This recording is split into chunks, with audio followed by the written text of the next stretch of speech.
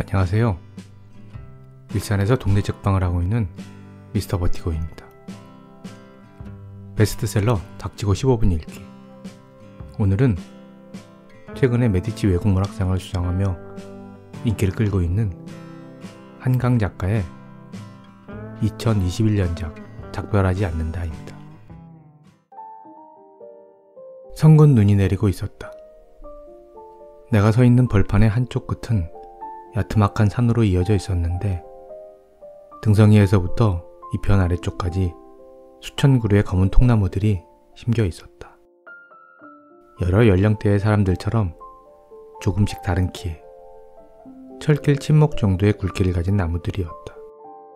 하지만 침묵처럼 곧지 않고 조금씩 기울거나 휘어 있어서 수천 명의 남녀들과 야윈 아이들이 어깨를 웅크린 채 눈을 막고 있는 것 같았다. 묘지가 여기 있었나? 나는 생각했다. 이 나무들이 다 묘비인가? 우둔지가 잘린 단면마다 소금 결정 같은 눈송이들이 내려앉은 검은 나무들과 그 뒤로 엎드린 봉분들 사이를 나는 걸었다. 문득 발을 멈춘 것은 어느 순간부터 운동화 아래로 자작자작 물이 밟혔기 때문이었다. 이상하다 생각하는데 어느 틈에 발등까지 물이 차올랐다. 나는 뒤를 돌아보았다. 믿을 수 없었다. 지평선인 줄 알았던 벌판의 끝은 바다였다. 지금 밀물이 밀려오는 거다. 나도 모르게 소리내어 물었다. 왜 이런 데다 무덤을 쓴 거야? 점점 빠르게 바다가 밀려 들어오고 있었다. 날마다 이렇게 밀물이 들었다 나가고 있었던 건가? 아래쪽 무덤들은 봉분만 남고 뼈들이 쓸려가 버린 것 아닌가? 시간이 없었다. 이미 물에 잠긴 무덤들은 어쩔 수 없더라도 위쪽에 묻힌 뼈들을 옮겨야 했다. 바다가 더 들어오기 전에, 바로 지금. 하지만 어떻게? 아무도 없는데, 나한텐 삽도 없는데, 이 많은 무덤들을 다 어떻게? 어쩔 줄 모르는 채 검은 나무들 사이를 어느새 무릎까지 차오는 물을 가르며 달렸다. 눈을 뜨자 아직 동이 트지 않았다. 눈 내리는 벌판도 검은 나무들도 밀려드는 바다도 없는 어두운 방의 창문을 바라보다 눈을 감았다. 다시 그 도시에 대한 꿈이었다는 것을 깨닫고 차가운 손바닥으로 두 눈을 덮고서 더 누워 있었다. 그 꿈을 꾼 것은 2014년 여름. 내가 그 도시의 학살에 대한 책을 낸 지 2달 가까이 지났을 때였다. 그 후 4년의 시간이 흐르는 동안 나는 그 꿈의 의미를 의심하지 않았다. 그 도시에 대한 꿈만이 아니었을지도 모른다고. 빠르고 직관적이었던 내 그 결론은 내 오해였거나 너무 단순한 이해였는지도 모른다고 처음 생각한 것은 지난 여름이었다. 20날 가까이 열대야가 계속되던 무렵이었다. 나는 언제나처럼 거실에 고장난 에어컨 아래 누워 잠을 청하고 있었다. 찬물 샤워를 이미 수차례 했지만 땀에 젖은 몸은 마룻바닥에 등을 대고 있어도 식지 않았다. 새벽 5시경에야 약간 기온이 내려가는 게 느껴졌다. 30분 뒤면 다시 해가 떠오를 테니 짧게 찾아오는 은총이었다. 마침내 잠시 잠들 수 있을 것 같다고, 아니 거의 잠들었다고 느꼈을 때였다. 감은 눈꺼풀 속으로 벼랑간 그 벌판이 밀려 들어왔다. 수천 그루의 검은 통나무들 위로 흩어지던 눈발이. 잘린 우둥지마다 소금처럼 쌓여 빛나던 눈송이들이 생시처럼 생생했다. 그때 왜 몸이 떨리기 시작했는지 모른다. 마치 울음을 터뜨리는 순간과 같은 떨림이었지만 눈물 같은 건 흐르지도 고이지도 않았다. 그걸 공포라고 부를 수 있을까? 불안이라고, 전율이라고, 도련한 고통이라고? 아니, 그건 이가 부딪히도록 차가운 각성 같은 거였다. 보이지 않는 거대한 칼이 허공에 떠서 내 몸을 겨누고 있는 것 같았다. 나는 그걸 마주 올려다보며 누워있는 것 같았다. 봉분 아래의 뼈들을 휩쓸려 가기 위해 밀려 들어오던 그 시퍼런 바다가 학살당한 사람들과 그 후의 시간에 대한 것이 아니었는지도 모른다고 그때 처음 생각했다. 다만 개인적인 예언이었는지도 모른다고. 물에 잠긴 무덤들과 침묵하는 묘비들로 이루어진 그곳이 앞으로 남겨질 내 삶을 당겨 말해주고 있었는지도 모른다고. 그러니까 바로 지금을. 처음 그 꿈을 꾸었던 밤과 그 여름 새벽 사이에 4년 동안 나는 몇 개의 사적인 작별을 했다. 어떤 것들은 나의 의지로 택했지만 어떤 것은 상상조차 하지 못했으며 모든 걸 걸고라도 멈추고 싶은 것이었다. 오래된 여러 신앙들에서 말하는 것처럼 사람들의 일거수일투족을 지켜보며 기록하는 거대한 거울과 같은 것이 천상이나 명부 어딘가에 존재한다면 거기 담긴 나의 지난 4년은 껍데기에서 몸을 꺼내 칼날 위를 전진하는 달팽이 같은 무엇이었을 것이다. 살고 싶어하는 몸, 움푹 찔리고 베이는 몸, 뿌리치고 껴안고 매달리는 몸, 무릎 꿇은 몸, 애원하는 몸, 피인지 진물인지 눈물인지 모를 것이 끝없이 새어나오는 몸. 그 모든 안간힘이 지나간 늦봄. 서울 근교의 이 복도시 아파트로 새를 얻어 들어온 거였다. 더 이상 돌볼 가족도 일을 할 직장도 남아있지 않다는 사실이 실감나지 않았다. 오랜 시간 나는 일을 해서 생계를 꾸리는 동시에 가족을 돌봐왔다. 그 두 가지 일이 우선이었으므로 글은 잠을 줄여서 썼고 언젠가 마음껏 글을 쓸 시간이 주어지기를 은밀히 바래왔다. 하지만 그런 종류의 갈망은 이제도 남아있지 않았다. 이삿짐 센터에서 대강 부려놓은 대로 물건들을 놓아두고 10월이 올 때까지 대부분의 시간을 침대에 누워 보냈지만 잠은 거의 자지 못했다. 음식을 만들지 않았다. 현관 밖으로 나가지도 않았다. 인터넷 주문으로 배달받은 물과 약간의 밥과 백김치를 먹었으며 유경련을 동반하는 편두통이 시작되면 먹은 것을 모두 변기에 토했다. 유서는 어느 밤 이미 써두었다. 몇 가지 일을 부탁드립니다. 라는 문장으로 시작되는 그 편지에는 어느 서랍 속 상자에 통장들과 보험증서와 전세계약서가 있는지, 내가 남길 돈의 얼마만큼이 어디에 쓰이기를 원하는지, 그 나머지가 어떤 이들에게 전달되기를 원하는지 간략하게 적어두었지만 정작 그 부탁을 들어줄 수신인의 자리는 비어 있었다. 그런 폐를 끼쳐도 될 사람이 누구인지 확신할 수 없어서였다. 수고를 맡아줄 이에게 얼마의 구체적인 사례를 하겠다는 감사와 사과의 문장을 덧붙여 보기도 했지만 끝내 수신인의 이름을 적어 넣을 수 없었다. 잠시도 잠들 수 없었던, 그러나 빠져나올 수도 없었던 침대에서 아침내 내 몸을 일으킨 것은 바로 그 미지의 수신인에 대한 책임감이었다. 남은 일을 수습해야 할, 아직 그 당사자로 확정되지 않은 몇 명의 지인들을 떠올리며 집을 정리하기 시작했다. 부엌에 쌓인 생수 페트병들을, 골칫거리가 될 내 옷과 이불들을, 일기와 수첩 같은 기록들을 폐기해야 했다. 첫 번째 쓰레기 묶음들을 양손에 들고 2달 만에 운동화를 꿰어 신고 현관문을 열었다. 마치 처음 보는 것 같은 오후의 여름 햇빛이 서양 복도에 쏟아지고 있었다. 엘리베이터를 타고 내려가 경비실을 지나 아파트 광장을 가로질러 걸으며 나는 무언가를 목격하고 있다고 느꼈다. 인간들이 살아가는 세계를, 그날의 날씨를, 공개 중의 습도와 중력의 감각을. 집으로 돌아와 거실 가득 쌓아둔 물건들로 두 번째 묶음을 만드는 대신 욕실로 들어갔다. 옷을 벗지 않은 채 샤워기에 뜨거운 물을 틀고 그 아래 앉아 있었다. 오그린 발바닥으로 느껴지던 타일 바닥의 표면과 점점 숨을 막히게 하던 수증기, 흠뻑 젖어 등에 달라붙어 있던 면 셔츠, 눈을 덮도록 자라난 앞머리를 타고 턱으로 가슴과 배로 흘러내리던 뜨거운 물줄기의 감각을 기억한다. 욕실을 나와 젖은 옷을 벗고 아직 버리지 않은 옷더미 속에서 쓸만한 걸 찾아 입었다. 10,000원권 지폐 2장을 여러 번 접어 호주머니에 넣고 현관을 나섰다. 가까운 전철역 뒤편의 죽집까지 걸어가 가장 부드러워 보이는 잣죽을 시켰다. 지나치게 뜨거운 그걸 천천히 먹는 동안 유리문 밖으로 지나가는 모든 사람들의 육체가 깨어질 듯 연약해 보였다. 생명이 얼마나 약한 것인지 그때 실감했다.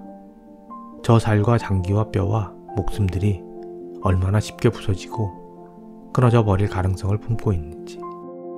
단 한 번의 선택으로. 그렇게 죽음이 나를 비껴갔다.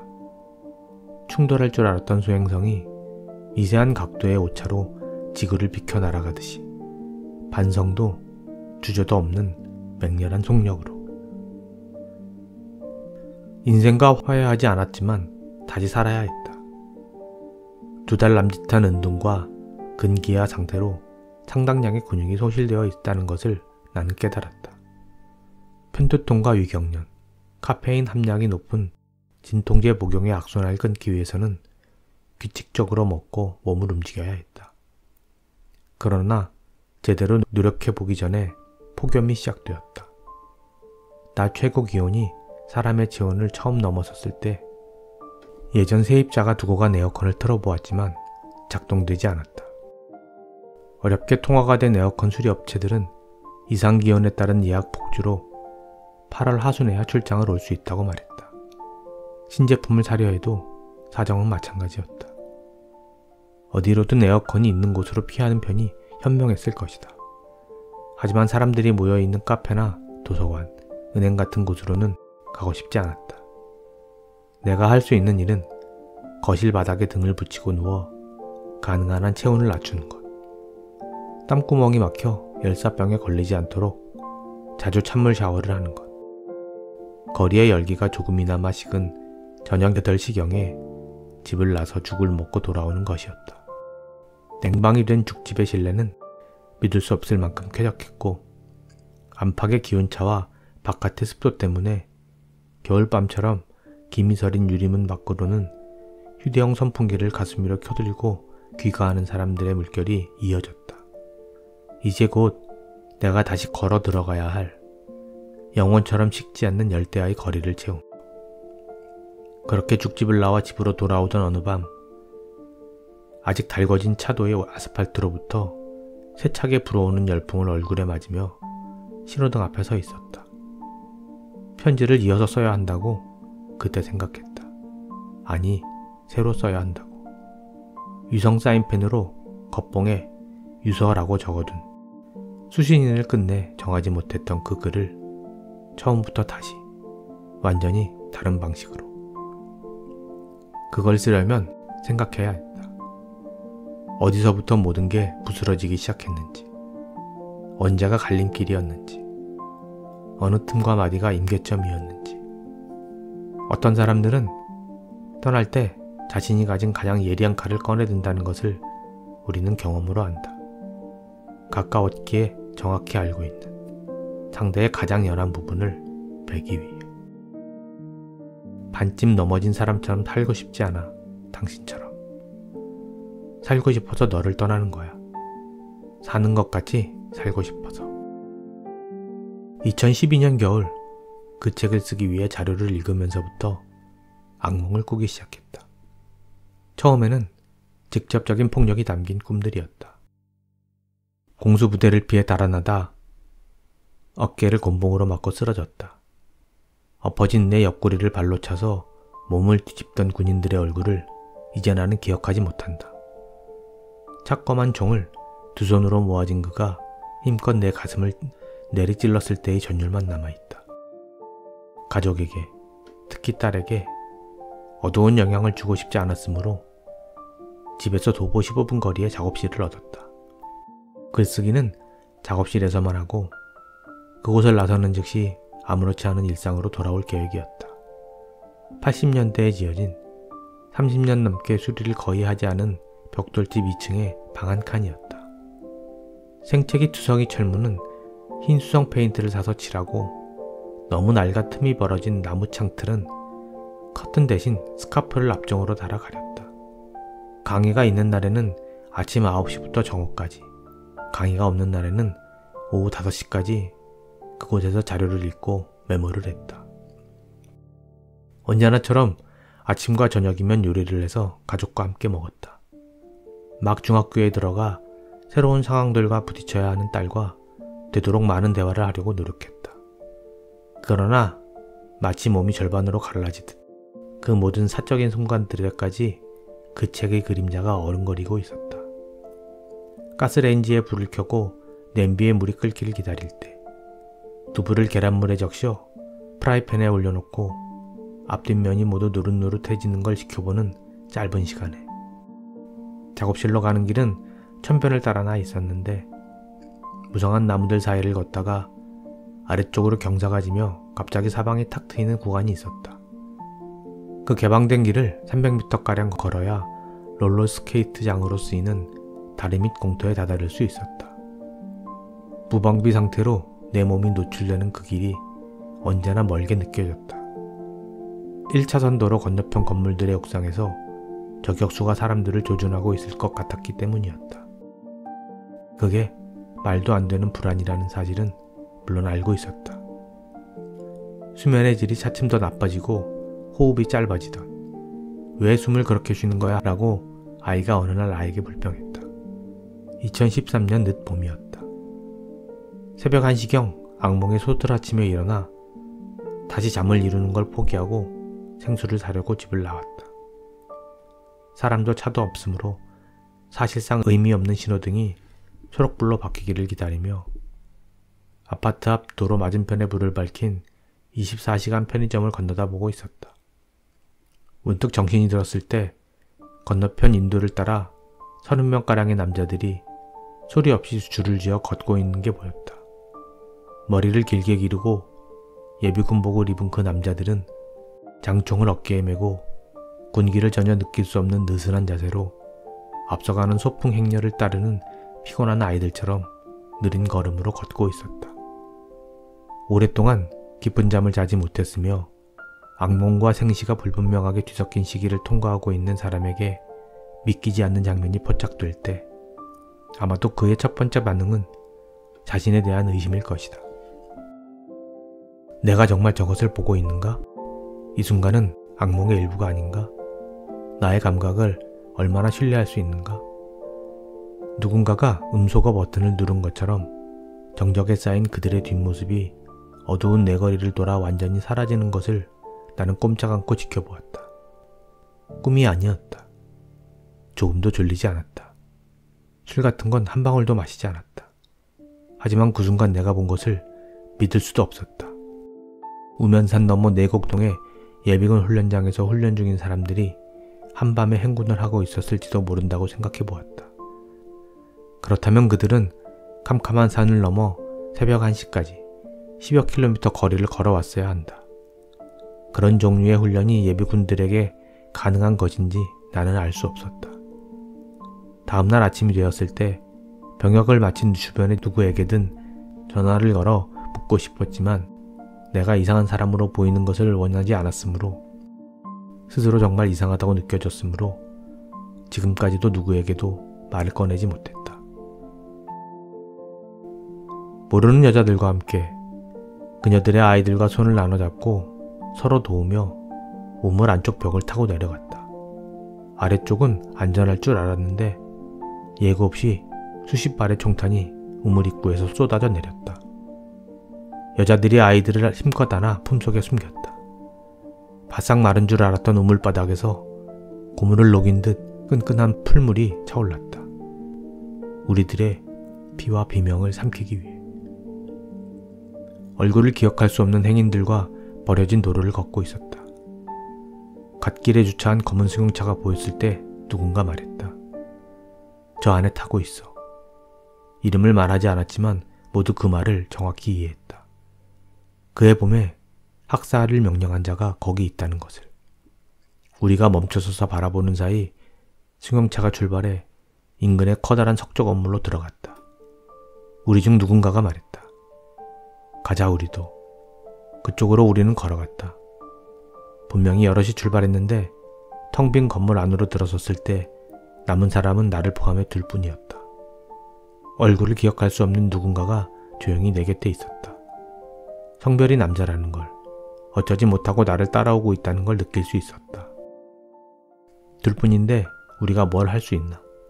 어둑한 홀 끝의 방에서 불빛이 새어나왔다. 우리가 그곳으로 들어가자 살인자가 벽을 등지고 서 있었다. 불붙은 성냥개비 하나를 쥐고 나와 일행의 손에도 성냥개비가 들려있다는 걸 갑자기 깨달았다. 그 성냥개비가 다 탈 때까지만 말할 수 있는 거다. 아무도 이야기해주지 않았는데 그게 규칙이라는 걸 우리는 알았다. 살인자의 성냥개비는 이미 거의 다 타서 엄지손가락에 막 불꽃이 닿으려 했다. 나와 일행의 성냥개비는 아직 남았지만 빠르게 타들어가고 있었다. 살인자라고 말해야 한다고 나는 생각했다. 입을 열어 나는 말했다. 살인자. 목소리가 새어나오지 않았다. 살인자. 더 크게 말해야 한다. 어떻게 할 거야? 네가 죽인 사람들을. 온 힘을 다해 말을 잇다 퍼뜩 생각했다. 지금 그를 죽여야 하는 건가? 이게 모두에게 마지막 기회인가? 하지만 어떻게? 그걸 우리가 어떻게? 옆을 돌아보자 얼굴도 숨소리도 희미한 일행의 가냘픈 성냥개비가 오렌지색 불꽃을 뿜으며 사그라들고 있었다. 그 불빛 속에서 생생히 느꼈다. 그 성냥개비의 주인이 얼마나 어린지. 키만 우짜란 소년이라는 것을. 원고를 완성한 이듬해 1월에 출판사를 찾았다. 가능한 한 빨리 책을 내달라는 부탁을 하기 위해서였다. 어리석게도 책을 내고 나면 더 이상 악몽을 꾸지 않을 거라고 생각했던 것이다. 편집자는 5월에 맞춰 출간 일정을 잡는 편이 마케팅에 더 좋을 거라고 했다. 시기를 맞춰 출간해서 한 사람이라도 더 읽게 되는 게 좋지 않겠어요? 그 말에 설득되었다. 기다리는 동안 한 장을 다시 썼고 거꾸로 편집자의 독촉에 쫓기며 최종 원고를 4월에 넘겼다. 책은 거의 정확하게 5월 중순에 맞춰 나왔다. 악몽은 물론 그 후에도 계속되었다. 이제는 오히려 의아하게 생각한다. 학살과 고문에 대해 쓰기로 마음먹었으면서 언젠가 고통을 뿌리칠 수 있을 거라고, 모든 흔적들을 손쉽게 여일 수 있을 거라고, 어떻게 나는 그토록 순진하게 뻔뻔스럽게 바라고 있었던 것일까. 그리고 처음 그 검은 나무들의 꿈을 꾸고 일어나 두 눈 위로 차가운 손바닥을 덮고 누워있던 그 밤이 있다. 깨어난 뒤에도 어디에선가 계속되고 있을 것 같은 꿈들이 가끔 있는데 그 꿈이 그랬다. 밥을 먹고 차를 끓여 마시고 버스를 타고 아이의 손을 잡고 산책을 하고 여행 가방을 꾸리고 지하철 역사의 끝없는 계단들을 딛고 올라가는 한편에서 한 번도 가본 적 없는 그 벌판에 눈이 내린다. 우둠지가 잘린 검은 나무들 위로 눈부신 육각형의 결정들이 맺혔다 부스러진다. 발등까지 물에 잠긴 내가 놀라 뒤돌아본다. 거기 바다가 밀려 들어온다. 계속해서 떠오르는 그 광경에 마음이 쓰여 그의 가을 생각했다. 적당한 장소를 찾아 통나무들을 심을 수 있지 않을까? 현실적으로 수천 그루가 어렵다면 99그루, 무한으로 열리는 숫자를 심고 뜻이 맞는 사람들 연합은 명과 힘을 합해 그 나무들의 몸에 먹을 입힐 수 있지 않을까? 깊은 밤으로 지은 옷을 입히듯 정성스럽게 영원히 잠이 부스러지지 않도록. 그 모든 일이 끝난 뒤 바다 대신 흰천 같은 눈이 하늘에서부터 밀려내려와 그들을 덮어주길 기다릴 수 있지 않을까? 그 과정을 짧은 기록 영화로 만들자고 한때 사진과 다큐멘터리 영화 작업을 했던 친구에게 나는 제안했다. 그녀는 흔쾌히 좋다고 했다. 함께 실현하기로 약속했지만 두 사람의 일정이 꼭 맞는 때가 좀처럼 오지 않은 채 4년이 흘러갔다. 그리고 그 폭염의 밤, 아스팔트의 열풍을 맞으며 텅 빈 집으로 걸어 돌아와 찬물 샤워를 하는 내가 있다. 밤마다 위아래 집과 옆집에서 에어컨을 켰기 때문에 실외기들이 토해내는 뜨거운 바람을 집 안으로 들이지 않으려면 베란다 문과 창문들을 모두 닫아야 한다. 밀폐된 습식 사우나 같은 거실에서 방금 끼얹은 냉수의 서늘함이 사라지기 전에 나는 책상 앞에 앉는다. 거기에 올려놓은 여전히 수신이 정해지지 않은 유서를 봉투째 찢어버린다. 처음부터 다시 써. 그건 언제나 옳은 주문이다. 처음부터 나는 다시 쓴다. 5분이 채 지나지 않아 비 오듯 땀이 흐르기 시작한다. 다시 찬물 샤워를 하고 책상으로 돌아온다.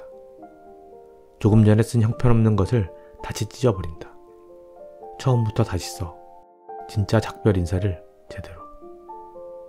물잔에 빠뜨린 각설탕처럼 내 사적인 삶이 막 부스러지기 시작하던 지난해의 여름. 이후에 진짜 작별들이 아직 전주에 불과했던 시기에 작별이란 제목의 소설을 썼었다. 뒷눈깨비 속에 녹아서 사라지는 눈, 여자의 이야기였다. 하지만 그게 정말 마지막 인사일 순 없다. 이마에서 흐르는 땀에 눈이 매워 계속할 수 없을 때마다 찬물로 몸을 씻었다. 책상으로 돌아와서는 방금 쓴 것을 다시 찢었다. 아직도 처음부터 다시 시작해야 할 편지를 남겨둔 채 끈끈한 몸으로 거실 바닥에 누웠을 때에는 파랗게 동이 터오고 있었다. 은총처럼 기온이 조금 내려가는 게 느껴졌다. 잠시 눈을 붙일 수 있을 것 같았고 정말로 막 잠들었다고 느꼈을 때 그 벌판에 눈이 내렸다. 수십 년, 아니 수백 년 동안 멈추지 않고 내려온 것 같은 눈이. 아직 무사해. 거대하고 육중한 칼이 허공에서 나를 겨눈 것 같은 전율 속에서 눈을 부릅뜸으로써 그 벌판으로부터 도망치지 않은 채 나는 생각했다. 비탈진 능선부터 산머리까지 심겨있는 위쪽의 나무들은 무사하다. 밀물이 그곳까지 밀고 올라갈 순 없으니까. 그 나무들 뒤의 무덤들도 무사하다. 바다가 거기까지 차오를 리는 없으니까. 거기 묻힌 수백 사람의 흰 뼈들은 깨끗이 서늘하게 말라있다. 그것들까지 바다가 휩쓸어 갈 순 없으니까. 밑동이 젖지도 썩어 들어가지도 않은 검은 나무들이 눈을 맞으며 거기 서 있다. 수십 년, 아니 수백 년 동안 내리는 눈을. 그때 알았다. 파도가 휩쓸어 가버린 저 아래의 뼈들을 등지고 가야 한다. 무릎까지 퍼렇게 차오른 물을 가르며 걸어서 더 늦기 전에 능선으로. 아무것도 기다리지 말고 누구의 도움도 믿지 말고 망설이지 말고 등성이 끝까지. 거기 가장 높은 곳에 박힌 나무들 위로 부스러지는 흰 결정들이 보일 때까지. 시간이 없으니까. 단지 그것밖에 길이 없으니까. 그러니까 계속하길 원한다면 삶을.